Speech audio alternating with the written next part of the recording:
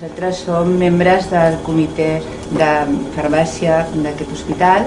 En aquest comitè estem presents algunes persones fent, en aquest cas, a la taula, i altres persones han treballat amb les comunicacions i altres estan donant suport. També volíem agrair a la direcció i especialment el suport de docència que hem tingut per poder dur a terme aquesta sessió. Nosaltres el que volíem és explicar-vos en aquest moment qui són els membres expositors, qui exposarà en aquest moment les comunicacions. Tindrem un temps més o menys. El que us voldríem demanar és que si al llarg d'algunes exposicions hi ha alguna cosa que fa que teniu algun dubte i que això no permet que sigui entenedor el contingut d'aquesta exposició, us demaneu que ens ho diem i el ponent pararà i farà les explicacions que siguin necessàries. Quan s'acabin les comunicacions sí que hi haurà un temps per poder i agrair a més que tinguem un debat, perquè pensem que el tema de la conciliació ens ho mereix, és un tema que ja veureu que a pesar que estigui molt trillat té molt contingut, i passo a no estendre'm sinó que presentar les persones que faran les exposicions. En primer lloc, Lucía Mata. Lucía Mata és la persona responsable de seguretat clínica d'aquest hospital i ella ens farà una introducció explicant la importància que té la conciliació amb totes les seves vessants. En segona part, Ampar López, ella és coordinadora assistencial i ella, tots els temes que ens explicarà és què és la conciliació, classificació, importància, terminologia, etc.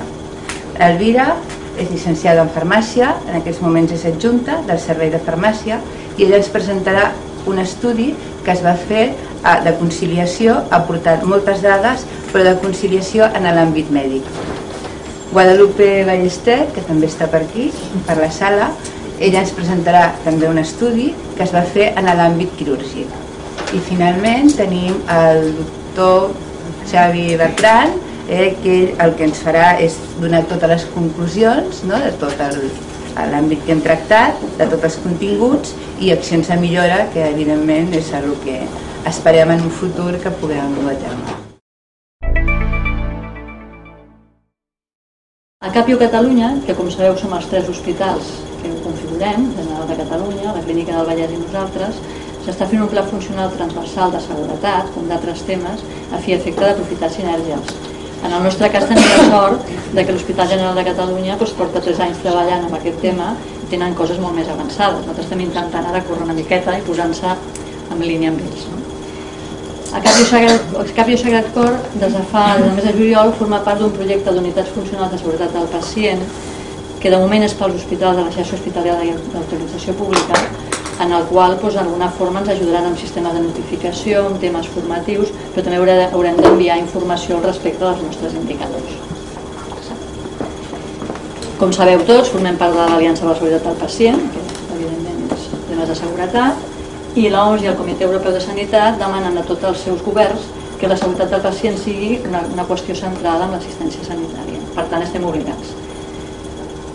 Dato de la importància que donem a la seguretat és que el propi Departament de Salut ha muntat una direcció dintre de la Direcció de Provisió i Recursos que està dedicada a la seguretat del pacient, que per un costat també ens dona molts elements formatius, però per l'altre també ens demana explicacions. I a més hem sabut fa poc que l'acreditació que hem de superar ara el 2012 o primers del 2013 també hi haurà criteris i indicadors específics de seguretat, cosa que en l'anterior ocasió no n'hi van haver. Per tant, estem obligats. Què considerem que és la seguretat del pacient? Es considera una dimensió de la qualitat assistencial, com hem dit ja, amb un objectiu de reduir i de prevenir riscos associats a l'assistència. Igual que la qualitat, els seus elements tenen relació de feedback en quant a l'efectivitat, l'eficiència, l'equitat en què es tracta el malalt, però sobretot en quant a que el malalt ha d'estar la nostra assistència centrada en el pacient. I com podríem definir la seguretat del pacient? La podríem definir com una atenció lliure de danys evitables. Clar, això una mica és una quimera, perquè del tot lliure de danys segurament serà impossible, no? Però sí que precisem de desenvolupar sistemes i processos que vagin encaminats a identificar, a avaluar i tractar els riscos, o sigui, a trobar quins riscos hi ha, avaluar-los i veure quines mesures podem posar, de tal manera que puguem prevenir, evitar i minimitzar les possibles conseqüències d'aquests riscos que assumim cada dia. El dia a dia assistencial els assumim els riscos. Què és la part més important d'això? Que tinguem la capacitat d'identificar els riscos. Per identificar riscos hem d'estar immersos en una cultura de seguretat. Evidentment que el personal assistencial sempre detecta riscos, però com més immersos en la cultura estiguem, més inconscientment els anirem identificant.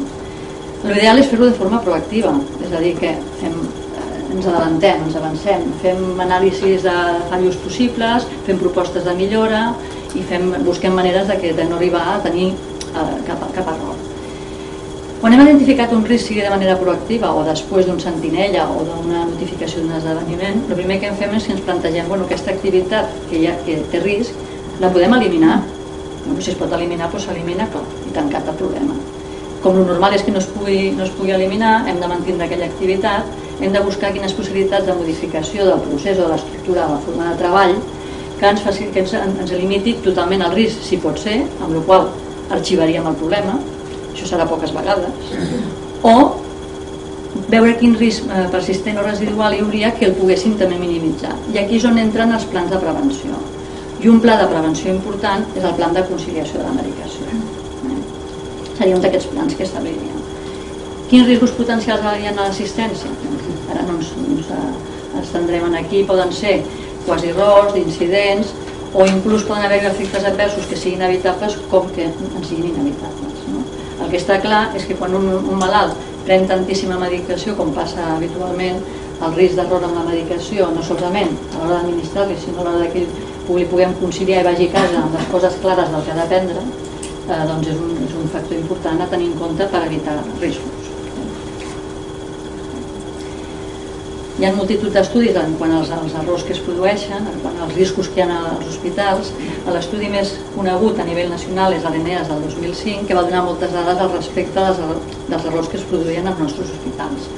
I el que més destacable és això, que tot el relacionat amb la medicació ocupa un 37,4% de tots els errors identificats o de tots els esdeveniments possibles que s'haguessin pogut produir. Què és el que cerquem parlant de seguretat i fent plans de millora o plans d'identificació de riscos? Doncs volem que les nostres pràctiques siguin segures, qualsevol pràctica que fem cada dia. Què és una pràctica segura? Doncs un procés, una estructura, una forma de treballar que redueixi la probabilitat d'un esdeveniment advers relacionat amb la nostra assistència. I un d'aquests processos seria el procés de la conciliació de la medicació de l'ingrés a l'alta, per tal d'evitar errors. Què més necessitem per fer pràctiques segures? Doncs crear una cultura de seguretat. No cultura només en quant a coneixement, sinó en quant a una manera de pensar, d'actuar i de treballar, que es vagi interioritzant dins de l'organització, que es faci inherent i que per tant ens faciliti l'estar identificant riscos i prevenir-los. I què estem fent? Doncs estem tot just començant. Aquesta sessió és una de les formes de sensibilització al respecte de la seguretat i de la cultura de seguretat. Estem començant a fer una sèrie d'enquestes, una la teniu penjada a l'intranet, per cert, que la pot contestar tothom, és anònima, que és per saber el punt de partida del nivell de cultura de la seguretat del pacient. I en quant al nivell de cultura de la seguretat del pacient, que és la que hem d'anar millorant, la podem tenir el punt de vista d'on estaríem, que no és exacte, o sigui, podríem veure cap on volem anar. Podríem pensar que no estem amb la patològica, que la seguretat és una pèrdua de temps, com a vegades hem pensat en la qualitat en altres coses. Possiblement amb algunes coses estarem en què només actuem quan ocorreix un incident, potser això és el més normal, quan hi ha un incident actuem de seguit.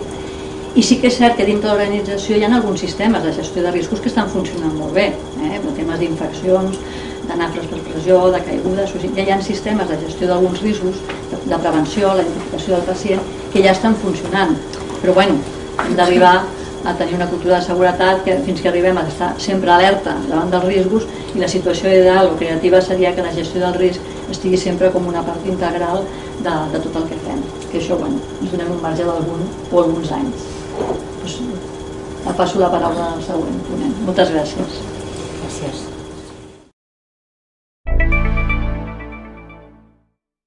Soc l'Ampar López, ja m'han presentat abans, coordinadora de l'hospitalització.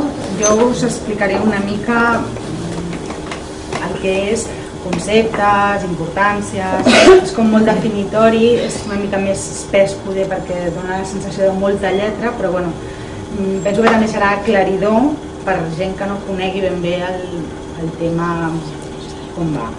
Llavors definiríem la conciliació de la medicació com un procés formal de poder obtenir un llistat complet de tota la medicació que pren el malalt prèviament a l'ingrés i que la puguem comparar amb la que li posem aquí a l'hospital i a més que això es tingui en compte amb els trasllats i a l'alta, que alguna vegada ens queda una mica justes. Llavors, per perfeccionar el concepte diríem que conciliar el tractament no consisteix només en comprovar que la prescripció necessària del pacient es manté durant tota la transició assistencial, sinó també en què hem de valorar conjuntament la concordança entre la medicació crònica i la que li hem prescrit aquí a l'hospital. Dèiem que era un punt, la conciliació era un punt d'importància. Realment, un dels principals factors implicats en la seguretat dels pacients és l'ús dels medicaments, fins al punt que els errors de medicaments representen la quarta causa de mort o pèrdua d'alguna funcionalitat. Llavors veiem clar que el conciliar ens porta a una disminució en els errors de medicació i per tant a un augment en la seguretat del pacient, que és el que ens interessa. La conciliació del tractament farmacològic en els desplaçaments entre els diferents àmbits de l'atenció ha adquirit un paper més important. Per què? Perquè en les transicions en els diferents nivells assistencials o en els diferents especialistes és on es produeixen el major nombre d'errors i que moltes vegades es van arrossegant perquè ningú s'hi para a fer un llistat de nou. Llavors direm, es tracta d'un concepte nou? No, no és un concepte nou perquè és un concepte que penso que tothom el coneixem. Poder ara li donem més importància i estem definint-lo d'una manera més clara, però de fet, des del primer moment que el malalt arriba a l'hospital, el metge que el rep fa llistat de tota la medicació que estava prenent a casa. El que passa és que ens porta alguns problemes. Tenim, per exemple, que el malalt que porta les receptes electròniques no sempre són actualitzades, amb la qual hi ha medicaments que ja no els porta. Amb la patologia que arriba el malalt a l'hospital, doncs no sempre ens pot donar tota la informació que requerim per poder fer tota la recollida de tota la medicació que porta, i això realment ens pot portar a que hi hagi errors de conciliació, i aquí sí que és on hauríem de fer una miqueta d'indepeu en posant remei al procés. L'objectiu de la conciliació? Doncs garantir realment que durant tot el procés de l'atenció els pacients rebin els medicaments necessaris que estaven prenent prèviament i assegurar-se que estan prescrits amb la dosi, la via i la freqüència correcta i que són adequats a la situació actual del pacient i a la nova prescripció realitzada a l'hospital. Direm, per què es produeixen els errors? Doncs hi ha diversos factors que provoquen errors de conciliació. Els més freqüents són les polipatologies, la polimedicació que porten malalts crònics, malalts d'avançades edats, la falta de registres únics de salut, perquè ens trobem, per exemple, aquí estem només en paper, però que si van al CAP no tenen tota la informació que tenim aquí, els que estan tota la història de digitalitat no tenen la informació nostra, i que sempre es poden perdre informació pel camí i això ens pot portar a errors. La situació clínica a l'ingrés hospitalari, és el que comentava, depèn de la situació en què arribi el malalt a l'hospital, doncs no podrem tindre la informació necessària, amb la qual podem arribar a tindre errors de conciliació. I després l'adaptació a la guia farmacoterapèutica de l'hospital, amb què algunes vegades ens podem trobar en malalts que et diuen que ells prenen una medicació i aquí l'adaptem a la guia que tenim aquí i llavors tenim dubtes i poden haver també errors. Si fem una classificació i podem veure que hi ha diferents tipus de discrepàncies o errors de conciliació. Una seria la no discrepància, amb la qual no tenim cap problema. Després tenim la discrepància justificada, on la decisió mèdica de no prescriure un medicament, canviar-ne la dosi, la freqüència o la via, d'acord amb la nova situació clínica. Això, per exemple, amb un malalt que ens arriba a l'hospital amb una hipoglucèmia, de fet el primer que faran serà retirar els ADOs. Si és un malalt diabètic i ens arriba una hipoglucèmia, el primer que farem seria retirar els ADOs. Després, una altra discrepància justificada seria la substitució terapèutica segons la guia farmacoterapèutica de l'hospital i programes d'intercanvi terapèutic. Per exemple, un malalt que a casa seva està prenent el lisinopril, aquí no el tenim acceptat però li posarien enalapril. Seria el canvi aquest. Serien discrepàncies totalment justificades perquè no estem fent cap alteració ni cap error. I en tercer lloc tenim la discrepància que requereix aclariments, on hi ha l'omissió d'un fàrmac habitual, on hi ha un inici d'una medicació, on s'inicia un tractament que el pacient no prenia abans i que no hi ha justificació clínica per al seu inici. Això entraria entre la discrepància de comissió, que de fet és només a l'alta. Quan el malalt serà més d'alta seria on tindria que treballar. Si hi ha inici d'un tractament que no té justificació, doncs seria una discrepància d'aclariment. Després, que hi hagi diferents dosis, vies o freqüències d'administració dels medicaments. També tenim la duplicitat entre medicaments cròniques i la prescrita a l'hospital, és el que comentàvem. Aquí treballem amb principis actius i hi ha malalts que el que coneixen és el nom comercial. Llavors, algun cop ens trobem amb que els malalts et diuen no, jo a casa estic prenent X i llavors aquí m'esteu donant una altra cosa.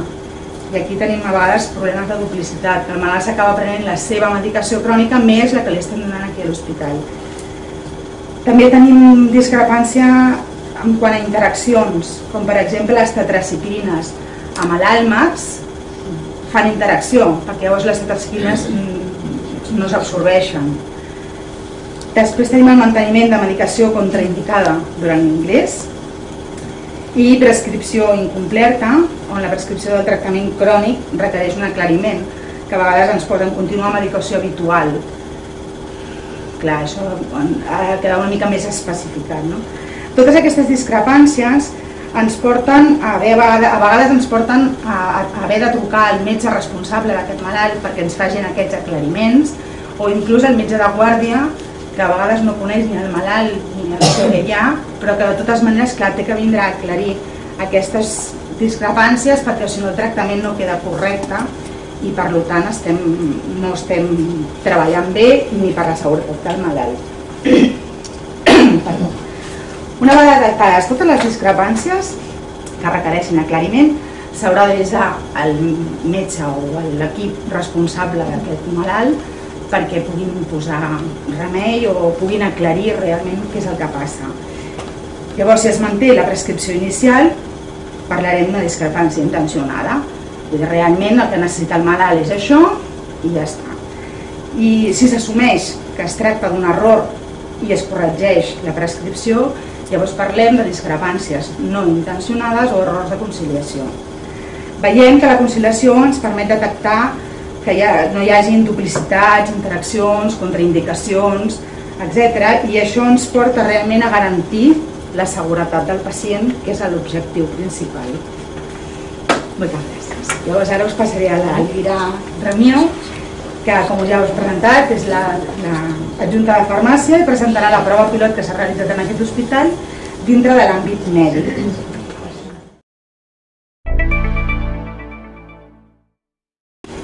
Quins van ser els nostres objectius a l'hora de plantejar-nos l'estudi? Doncs, evidentment, el primer, tenir una primera fotografia, sabent quin punt estàvem, per tenir la incidència d'aquests errors i després aprofitar i classificar-los, veure de quina tipologia eren.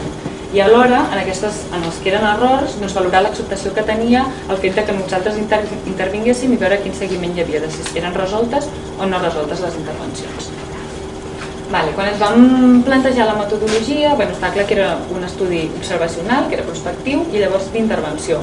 Ho vam fer durant un mes, que ja fa més d'un any, i el que fèiem és que dos farmacèutics pujàvem de 3 a 4 hores cada matí amb els ingressos que feien menys de 24 hores que havien ingressat i procedíem a recollir tota la història farmacoterapèutica el màxim que podíem a través de la història clínica, de l'informe d'urgència, si portaven la recepta electrònica també, del registre d'infermeria, inclús a vegades del registre de l'ambulància, de tot el que trobàvem, i després amb això ja procedíem a entrevistar el pacient i els familiars o cuidadors per acabar de fer un checklist i veure què és el que realment portava, aclarir dosis, dubtes que hi podien haver.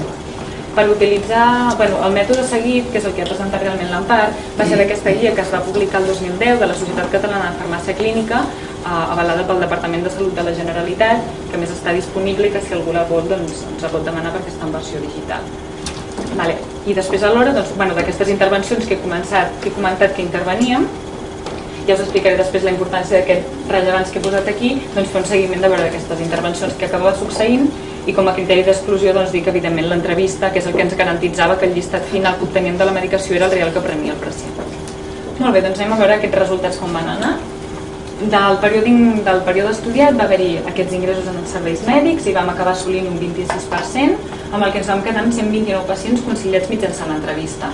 Fent una miqueta per veure quins serveis pertanyien, vam associar unitat de malalt fràgil i la medicina interna, que veieu que és el volum més gran junt amb digestiu, i després altres serveis com neurologia i d'altres, però que tenien un nombre de pacients inferior. I fent una miqueta la idea de quin pacient estàvem valorant, veieu d'una edat elevada, 74 anys de mitja, 50% homes dones, al final van ser 891 principis actius els que vam conciliar i la mitjana de principis actius per pacient era d'un pacient polimedicat, de 7 pràcticament. Molt bé, doncs a veure, tenim aquests 129 pacients amb aquest nombre de principis actius, evidentment hi havia un pool de línies de tractament que no hi havia discrepàncies, que deixem a part, i en un 64% que sí que trobàvem discrepàncies. D'aquestes no volia dir que totes fossin error, evidentment hi havia moltes que estaven justificades perquè el motiu d'ingrés posava que hi hagués una incorporació d'una medicació, que es modifiquessin dosis, vies o el que fos, i una altra que seria un 23% respecte al total que no estaven justificades.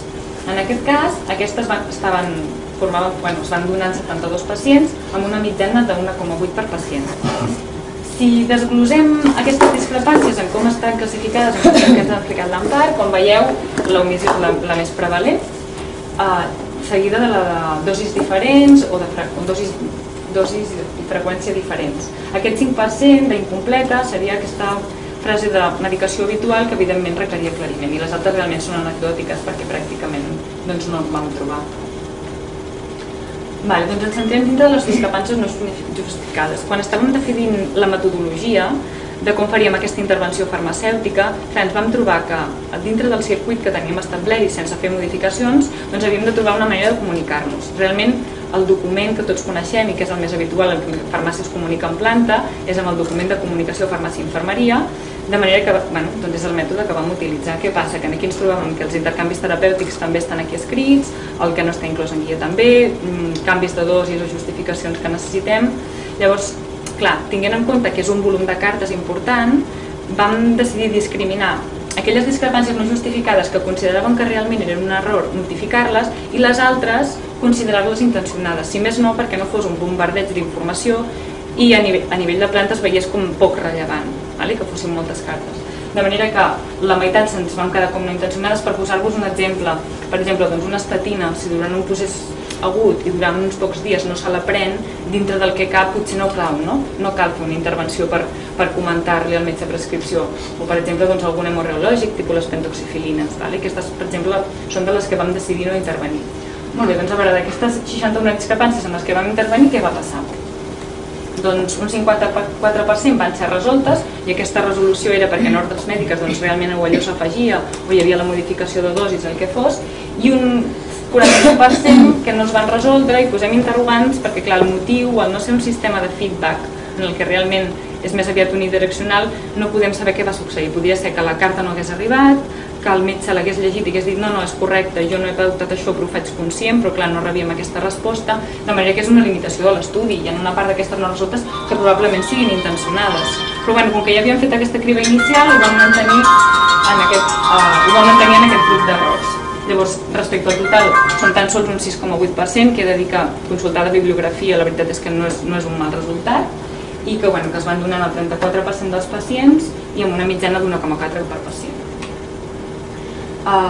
Volent saber una miqueta aquests errors en quins grups terapèutics estaven inclosos, doncs vam veure que realment corresponien al que hi havia publicat a la bibliografia, ja que eren principalment fàrmacs que pertanyien a l'aparell cardiovascular o al sistema nerviós. O sigui que en això sí que era el mateix que hi ha publicat. De manera que resum, fins aquí els resultats en la conciliació i l'ingrés en serveis mèdics. Podem veure que un 34% de pacients tenien discrepàncies no justificades, que que en el total de línies tan sols és un 6,8, que la mitjana d'errors de conciliació en els pacients que en tenien era d'1,4, el més freqüent era el d'omissió, com s'ha vist, i que en un 54% les intervencions eren acceptades. Quan es va presentar aquests resultats a la Comissió de Farmàcia Terapèutica, des del Servei de Medicina Interna es va mostrar un interès en veure que ja que havien fet aquesta obtenció de dades, es veiés què havia passat amb la conciliació d'alta d'aquests pacients, de manera que se'ns van facilitar els informes i vam remetre una miqueta al circuit per fer la conciliació a l'alta. Perquè sí que m'agradaria dir que realment vam començar, i l'idea inicial era fer la conciliació a l'ingrés, però no és una altra que, si la conciliació a l'ingrés no està ben feta, la conciliació a l'alta llavors tampoc. I si tenim en compte que durant l'ingrés el pacient arriba amb un procés agut que té una patologia crònica de base, que és evident, i que no volem que es descompensi perquè si no això allargaria l'ingrés i de més, el pacient està controlat les 24 hores i si hi hagués qualsevol imprevist doncs sempre està, vull dir que hi ha personal per atendre'l. El problema és quan se'n va d'alta, que si no queda el tractament molt clar o hi poden haver-hi discrepàncies, és quan ell es troba sol o en el seu domicili o quan va al metge de capçalera, que també ha de tenir molt clar, sense haver viscut l'episodi d'ingrés, les modificacions per què són, que no hi ha d'haver dubtes. El mètode realment va ser el mateix, evidentment retrospectiu en aquest cas, i degut al caràcter subjectiu que es podria dir de llegir un informe d'alta, valorar si allò estava justificat o no, que s'hagués inclòs o no, vam fer una doble revisió perquè fos més rigorós el resultat, en el que es van consensuar els resultats entre dos farmacèutics. Vam aprofitar per veure si tots els informes d'alta, ja que hi eren, tenien el tractament i si la prescripció era correcta, entenem per correcte, per exemple, que d'aquests medicaments que hi ha més d'una dosis que estigués indicada, que la freqüència estigués indicada, que si hi havia un tractament de durada infinita realment posava quan s'havia d'acabar perquè no es cronifiqués en aquest sentit.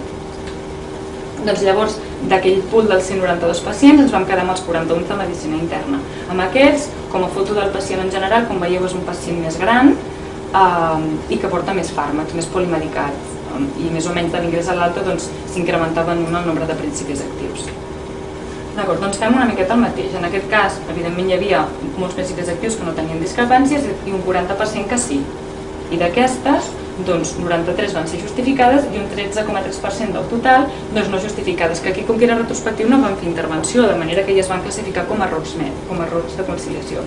Corresponien pràcticament a la meitat dels pacients i un 2,3 d'errors de conciliació per pacient.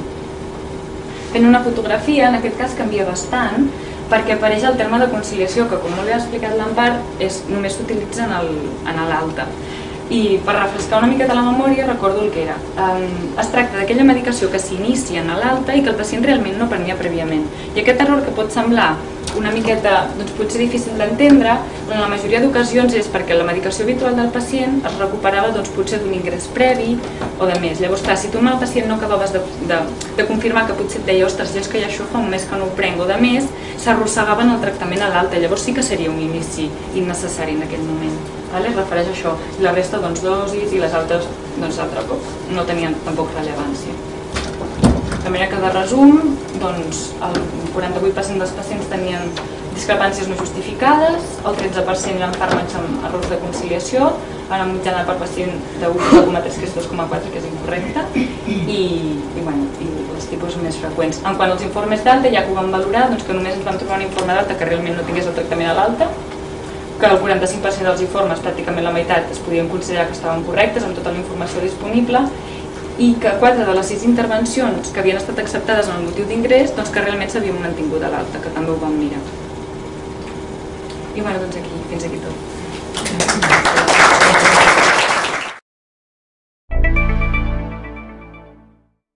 Exponer ahora es lo mismo que ha hecho Elvira, pero este año en los pacientes quirúrgicos.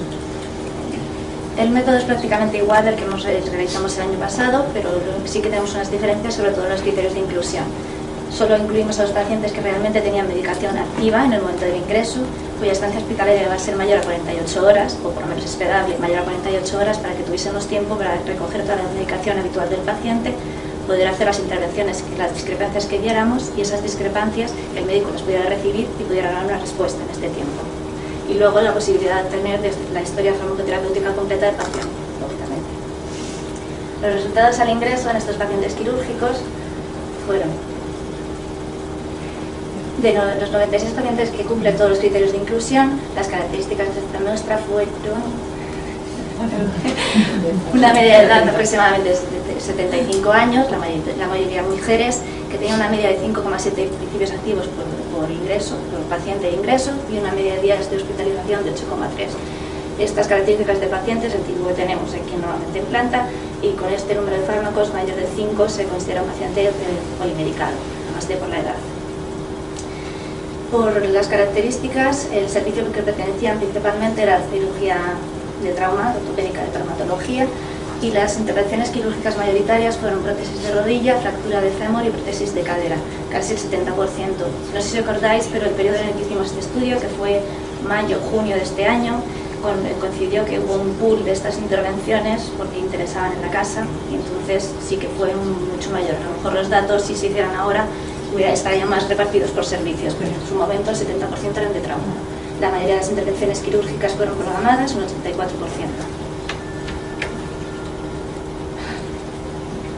De estos pacientes que cumplían los criterios de inclusión, tuvimos que conciliar 546 principios activos. Y como ya presentó Elvira, de estos principios activos, algunos tienen discrepancias, otros no tienen discrepancias. Nos vamos a centrar en los que tienen discrepancias, que eran el 62% de todos estos principios activos. De estos 62%, una parte, casi la mitad, fueron justificadas, y el 34%, que este 34% se refiere al total de principios activos de todos los pacientes, son no justificadas. ¿Qué consideramos una discrepancia justificada en un paciente quirúrgico? Aparte de las que ya se han expuesto anteriormente, por ejemplo, un paciente que es diabético, que está en tratamiento con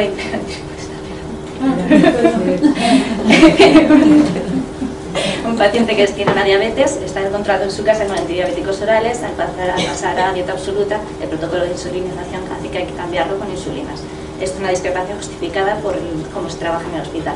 Y discrepancia no justificada, por ejemplo, con la admisión de un antiparkinsoniano cuando el paciente ya tolera la dieta oral, que ya debería iniciarse tan pronto como sea posible. Nos centraremos en estas discrepancias no justificadas. La mayoría de ellas fueron omisiones del tratamiento habitual del paciente, casi un 90%. El resto, unas cifras que son muy bajitas.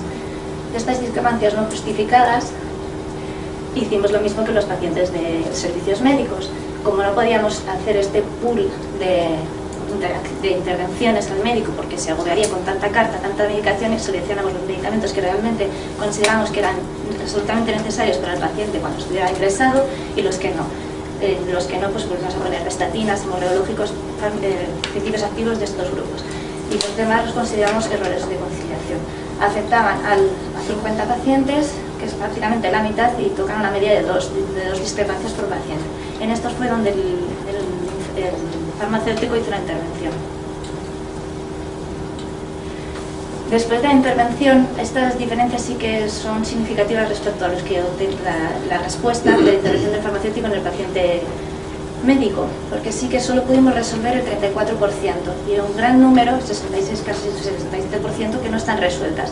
No resueltas es un abanico, no sabemos si es porque la carta donde nosotros hacíamos la notificación de esa medicación, esa discrepancia, no llegaba al médico. Sí llegaba, pero el médico lo creía que estaba bien hecho y no lo ponía en historia clínica, en la orden médica, lo cual nosotros no recibíamos esa respuesta o qué había pasado en todo esto. Entonces, ya como resumen de realmente lo que hemos, después de tanto dato, la mitad de los pacientes tenía algún error de conciliación, el que corresponde al 20% de los principios activos que traían al ingreso. El farmacéutico pudo resolver el 34% de estos errores, y sí que se encontraron diferencias estadísticamente significativas en el número de errores de conciliación en función del número de fármacos que tenía el paciente como medicación habitual.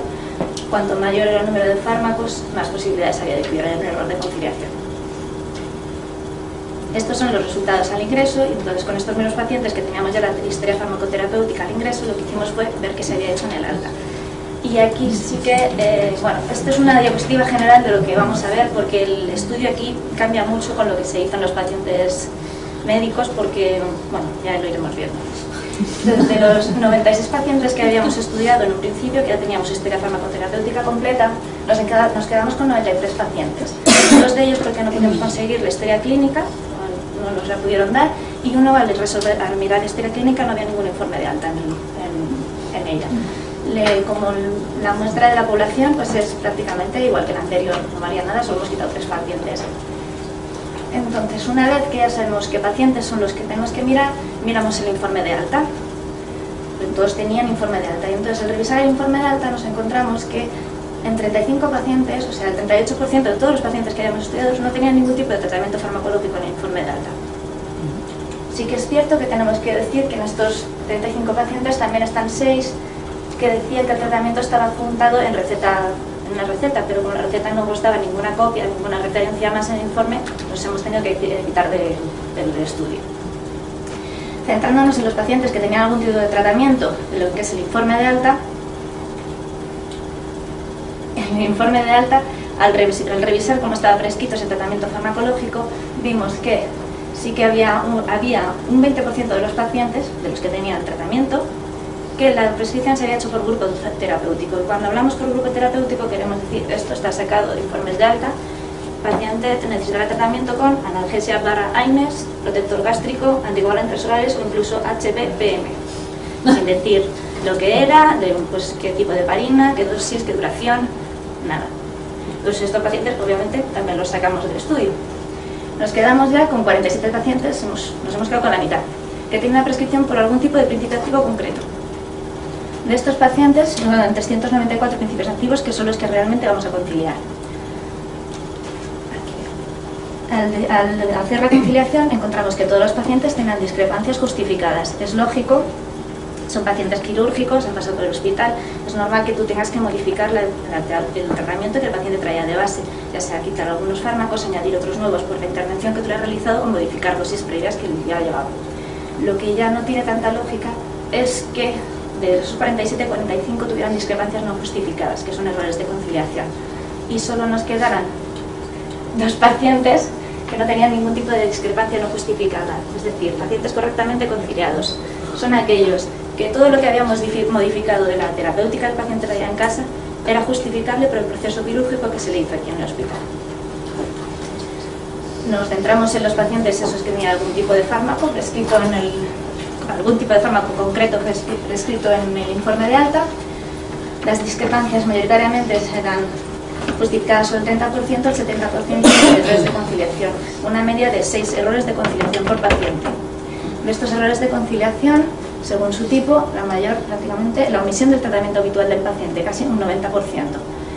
Al desconocer el tratamiento habitual que tenía el paciente, viene el siguiente error, el siguiente tipo de error de conciliación que es más frecuente, que es la duplicidad.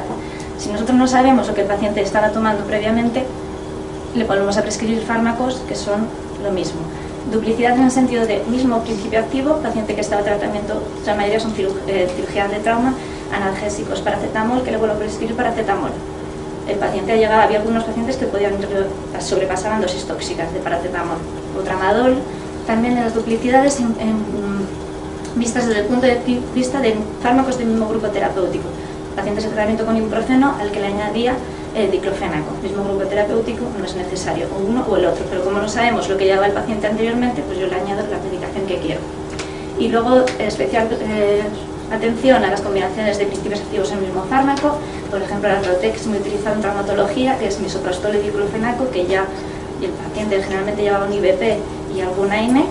Y las prescripciones de principios activos, en vez de poner el nombre de principio activo, por el nombre comercial, que da muchos errores al paciente porque es difícil saber que eso es el mismo que tú te estabas tomando ya previamente.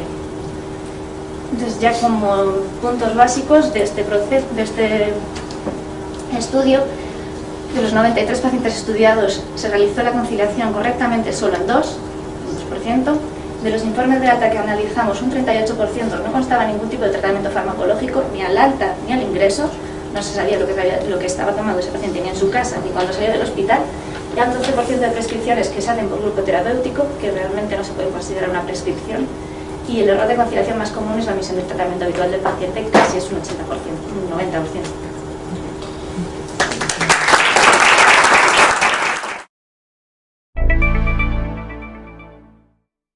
A ver, realmente sorprende estas pruebas pilotos, y yo al principio en la comisión cuando se plantearon me iba cambiando un poco la cara. Luego a medida que hemos ido profundizando, pues la cara me sigue cambiada en la situación, y creo que hemos de hacer todos una reflexión, los médicos principalmente, pero también el resto de profesionales que implica este problema, intentando hacer un poquito de resumen de todo lo que se ha dicho, que ha sido mucho, los errores de conciliación de la medicación son una de las causas principales de morbilidad en los pacientes que vamos a tener hospitalizados. Las deficiencias, sobre todo en la comunicación, y la tenemos mucho. Todo el mundo habla que no hay comunicación en el hospital, y fijaros que son las deficiencias las que van a dar un error, van a ser los responsables del 50% de los errores solo en este tema. Estamos analizando conciliación en la medicación, pero hay otros aspectos que esta falta de comunicación en la información también repercute día a día sobre nuestro trabajo. Y hasta el 20% de los efectos adversos en la medicación de los hospitales. La mitad de estos errores se van a producir en procesos relacionados con la transición asistencial y con los posibles cambios del profesional responsable del paciente. Muchas veces va a venir un paciente de la primaria al hospital, hay cambio de profesional, pumba, pero es que muchas veces pasa dentro del propio hospital. Un paciente que sale con una medicación por un proceso médico, vamos a decirlo así, o quirúrgico, y va a ingresar al cabo de unas semanas o unos meses por una complicación inversa, o quirúrgica o médica, como la queramos. Las situaciones de discrepancia que se van a producir entre la medicación que el paciente tomaba antes del ingreso y la prescripción hospitalaria las podemos definir en 4 grandes grupos que se han ido nombrando. La primera, la discontinuidad de una medicación crónica necesaria durante el ingreso hospitalario, aquella medicación que el paciente tomaba y que va a seguir siendo necesaria. La continuidad de una medicación crónica contraindicada o innecesaria durante el ingreso hospitalario. Una medicación que el paciente tomaba en su casa, pero que por la circunstancia por la que ha ingresado en el hospital, esa medicación ahora no tiene ninguna indicación desde el punto de vista médico. La siguiente. Duplicidad terapéutica entre una medicación crónica que ya tomaba el paciente, no suspendida, y una medicación nueva iniciada en el hospital.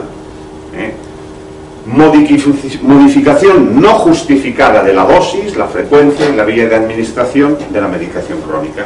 Se pone la medicación crónica, pero no se justifica todas estas modificaciones que van a dar lugar. Siguiente. ¿Qué medidas, visto todo esto que hemos visto y que hemos intentado resumir, vamos a poder realizar nosotros a la hora de intentar corregir esto o al menos mejorarlo? Lo primero de todo, trabajo organizado. Por un lado, la responsabilidad es la organización de la estructura en la que formamos parte, pero también nuestro trabajo, el que a veces no se ve, se ve el conjunto del hospital, el nuestro, el día a día, el que hago yo en mi consulta o el que hago yo en mi quirófano. Intentar trabajar organizadamente. Muchas veces nos quejamos, es que no tenemos tiempo asistencial. Bueno, pues habrá una vez que habremos acabado media hora antes y habrá una vez. No hemos de olvidar que estamos trabajando con pacientes, hoy se ha perdido, se habla ratio de productividad, pero seguimos trabajando con pacientes, no apretamos tornillos. Por lo tanto, la organización del trabajo nos implica a todos, a las jerarquías y a los que estamos día a día. Esto es muy importante. Disponer de los medios adecuados también es importante. No hay que llevar el iPod de última generación, hay que tener medios adecuados. Si queremos mejorar esto, ya tocaremos el tema, ha salido aquí, hay que informatizarlo, va a ser un cambio importante, pero hay que tener medios adecuados también. Garantizar y asegurar la relación médico-paciente. Yo lo he puesto en tercer lugar, pero para mí es muy importante. Nos olvidamos, cuando viene un paciente a la consulta, lo primero que hacemos es echar mano del bolígrafo, la petición de analítica y la petición de pruebas complementarias. Hay que escuchar al paciente y hemos de saber lo que le pasa y lo que toma. La primera pregunta, todos somos médicos y enfermeras también, a la hora de hacer una anamnesis hemos de saber qué medicación está tomando. Si hacemos un examen de conciencia, lógicamente todos cometemos ese error porque o bien tenemos pacientes cada 5 minutos, o bien nos están esperando en planta para ir a curar un paciente, o bien tenemos una reunión en la comisión tal y tengo todavía 10 pacientes por ver. Todo esto lo hemos de valorar. ¿Por qué? Porque lógicamente si falla esta relación va a fallar el acto médico, el acto profesional sanitario, la anamnesis, que es la que ha de recoger todo esto que estamos hablando. Asignar un responsable de la conciliación de la medicación. Puede ser cualquier profesional sanitario, pero básicamente nos compete a profesionales sanitarios de un cierto nivel, como puede ser un graduado en enfermería, o, bueno, todavía no llega, me parece que es la primera promoción de graduados que sale, un diplomado en enfermería o un licenciado en medicina. Pero que sea una persona no quiere decir que no va a trabajar en equipo, tiene que trabajar en equipo. De De hecho, toda la labor que habéis visto excepcional de las compañeras de farmacia es un trabajo en equipo, asesorada. Y després, conciliar la medicación en un plazo de tiempo establecido. No se puede alargar la conciliación, ha de ser rápida, porque si no comporta estos errores. He puesto la foto de un servicio de urgencias que entra rápido. Cuando tenemos un paciente urgente hay que actuar rápido. De acuerdo que la conciliación, por suerte, no es urgente, en algunos casos entrará. Pero en esos casos que entra de urgencia, en 24 horas tiene que estar solucionada. Y se puede hacer. Si no se aparcan los deberes, se puede hacer. Utilizar en formato normalizado un modelo de hoja de conciliación. Hacer una lista completa de todos los medicamentos del paciente al ingreso hospitalario y validar la lista de tratamiento con el propio paciente o cuidador. Y tenemos aquí el médico del señor Borges que está preguntándole y al final se vuelve loco, ¿no? Pero es importante hacerlo. Pues el paciente puede ser plomo o no ser plomo, puede estar con la conciencia, pero hay que hacerlo, porque de este acto va a repercutir todo lo demás. Sí que es cierto que cada vez nos encontramos más problemas, porque el abuelito no se sabe explicar, trae una lista de hace 10 años que se le hizo su hijo con el primer ordenador y la ha guardado porque tenía colores muy bonitos, pero no es la actual. A veces hemos de hablar con la cuidadora y la cuidadora de catalán, hemos de hablar con inglés y nosotros el inglés a veces nos puede costar un poquito. Es otro problema, pero nos hemos de enfrentar. Esto es importante no omitirlo. Incluir la hoja de conciliación en la historia clínica. Ha de estar en la historia clínica. Es muy importante. De momento, las conclusiones que se soluciona la informática ya la tendremos, pero de momento ha de ir acompañando. Hablamos de los consentimientos informados según qué exploraciones de cirugía. Yo creo que tiene tanta importancia como esto. Quizá legalmente no han denunciado a nadie por no tener la hoja de conciliación en la historia clínica, pero puede llegar, porque los abogados van a la caza de nuestro. Utilizar la lista de conciliación de la medicación cuando se prescriba la nueva orden de tratamiento. Esto va a favor nuestro. Si tenemos esa lista a la hora de una nueva orden nos lo va a facilitar. Acordaros muchos de los compañeros médicos cuántas veces nos decían en farmacia, y lo hemos hecho, algunos lo seguimos haciendo, tratamiento completo, pero con base a la lista anterior. Nos sirve de orientación y muchas veces cogemos las órdenes de enfermería. A mí no me da vergüenza ir al libro, decirle a la enfermería, déjame tu libro para aclararlo. Porque aquel paciente que yo estoy tratando lo han visto 4 compañeros más.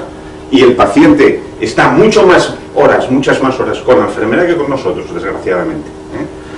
Establecer un procedimiento por escrito para cada fase del proceso. Siguiente. Tener acceso a la información de medicamentos y a consejo farmacéutico en cada paso del proceso de conciliación, cuando se den estos procesos, cuando se marque. Es importante, tenemos un departamento de farmacia, que ahora no lo bloqueemos, pero que están dispuestos, yo me he encontrado, oye, tengo este problema, ¿qué hago? Y nos asesoran. Y a veces lo hacen y nosotros no les contestamos, los despreciamos. Además son guapísimas todas las farmacéuticas, imaginaros. Mejorar el acceso a la lista de medicamentos al ingreso. Esto es importante. Y finalmente, proporcionar educación y difusión sobre la conciliación de la medicación a través de lo que estamos haciendo ahora. En la revista Annals del hospital ha salido un artículo, lo que ha expuesto Elvira. Vale la pena irse concienciando. ¿Cuáles son las recomendaciones generales? Pues un poquito repetir lo mismo, pero centrándolos. Intentaremos hacerlo breve. La conciliación de la medicación debe ser un objetivo compartido y asumido por la dirección del centro. No sirve que digan, lo asumimos, no, se ha de implicar. La organización, lo he dicho antes, la organización es por parte de la estructura directiva y por parte nuestra. Disponer del procedimiento escrito para la conciliación de la medicación vigente en el centro. Tener un documento que nos marque la pauta. Disponer de un modelo impreso para realizar la conciliación de la medicación, ya sea en formato papel o bien en formato electrónico. Los centros, esto sería importante, un poco hipotético todavía, pero yo creo que llegaremos, los centros deben tener acceso a la información del tratamiento crónico del paciente que conste en el registro de la atención primaria. Esto facilitaría mucho, pero todavía no estamos ahí. Aconsejar al paciente que traiga su tratamiento habitual en los ingresos programados, no para su administración, sino para facilitar su conocimiento. Disponer de protocolos de manejo de medicación crónica en el periodo perioperatorio, en los pacientes quirúrgicos sobre todo. Disponer de protocolos de intercambio terapéutico y de políticas de actuación en el momento del alta. Fijaros que lo que nos han expuesto se reflejaba extraordinariamente en el momento del alta. reflejar el tratamiento completo del paciente en todo momento y evitar la administración por parte del propio paciente. Cuidado, a nadie nos gusta ir a hacer una medicina defensiva, pero es normativa legal que en el informe de alta conste el tratamiento bien prescrito. Hasta ahora denuncian si uno pierde una pierna, está relacionado con mi extremidad, o si uno ha tenido un problema como consecuencia de una mala praxis o una iatrogenia, pero todavía no han llegado. Pueden llegar, es que a mí no me dieron y yo me equivoqué, y resulta que se equivocó intencionalmente, pero claro, como nosotros lo omitimos en el informe de alta, hay una base legal. Siguiente. Evitar frases como continuar tratamiento previo, seguir igual, hemos de gastar bolígrafo. E indicar el nombre, dosis, vía, frecuencia y duración del tratamiento. Y sobre todo, informar al paciente de los cambios en su tratamiento, de cómo tomarlo y especialmente, repito, al alta hospitalaria.